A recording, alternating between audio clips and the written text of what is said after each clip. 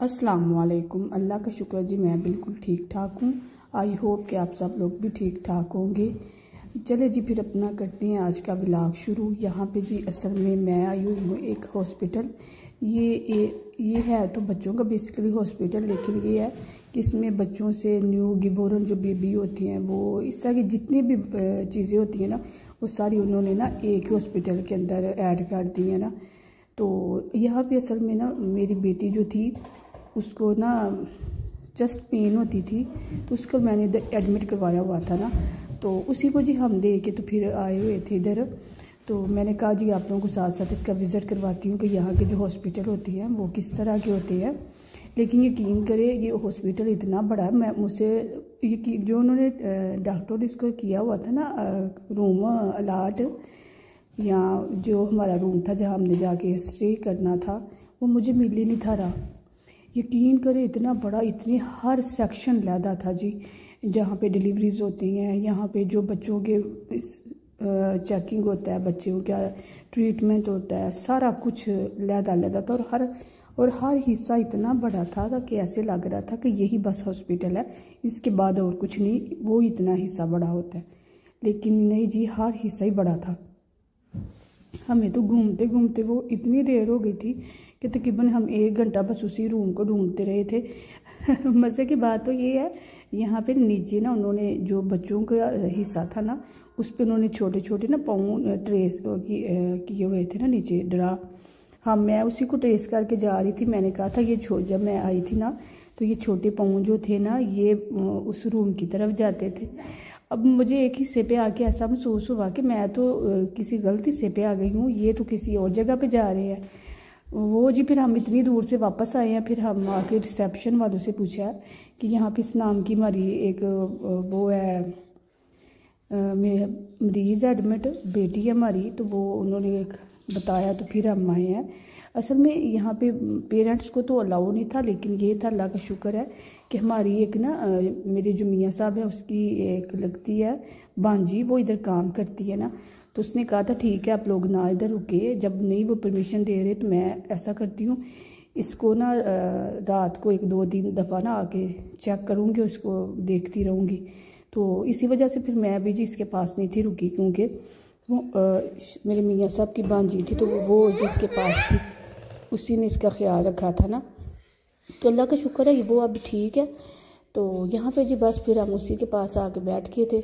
मैं जी आप लोगों को दिखा रही हूँ उसके रूम का सारा कुछ कि कितना नीट एंड क्लीन रूम है, इतना अच्छा उन्होंने ट्रीटमेंट किया है।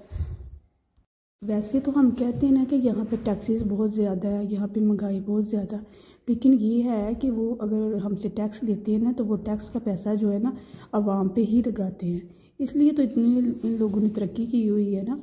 खैर यहाँ पे जी हम डॉक्टर आ गई थी दोबारा ना, ये 9 बजे उसका चेकअप फिर हुआ था, तो बस वो ही आई थी, वो इसके साथ बातें कर रही थी, इससे पूछ रही थी कि अब तो नहीं तुम्हें वो पेन हो रही, लेकिन अल्लाह का शुक्र है अब उसको पेन भी नहीं हुई। तो अब ये काफ़ी बेहतर है ना, नहीं तो अचानक उसको इतनी ज़्यादा पेन होती थी, चेस्ट पेन, कि इसका सांस लेना मुश्किल हो जाता था ना। तो बस वही जी, बस यहाँ पे जी असल में उसका हो रहा था ट्रीटमेंट, जो उनमें आपस में कंसर्वेशन कर रहे थे, बातचीत। तो मेरा बेटा बड़ा शोर कर रहा था ना, तो इसलिए फिर हम बाहर आ गए थे। यहाँ पे जी तकरीबन 12 बजे का टाइम हो गया था। ये 12 बजे जी हॉस्पिटल वालों ने उसको खाना दिया। ये नूडल थे, साथ सैलेड था, तो बच्चों की पसंदीदा चीज़ है ये। मैंने कहा था तुम्हारे तो मज़े है, तुम तो मज़े करो ना। तो बस जी वही खाना खाती है। फिर उसके बाद जी असल में हम भी सुबह के आए हुए थे और भूख लगी हुई थी।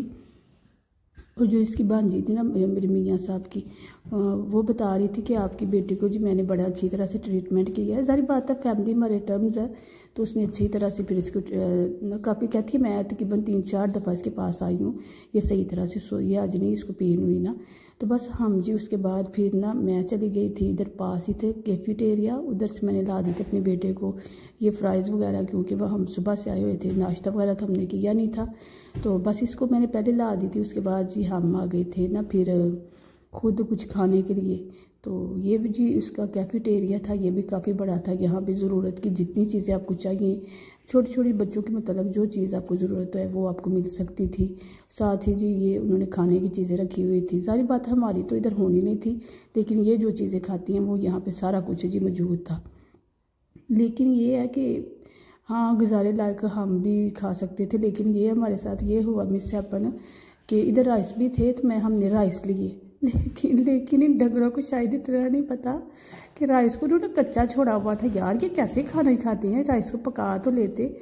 वो मैंने भी वही लिए थे, मेरे मियाँ साहब ने भी वही लिए थे ना, राइस ही तो। लेकिन ये जब हम उसको खाने लगे हमें बड़ा खुश हुए ना हम कि चलो जी कुछ तो मिला हमें अपना एशियन।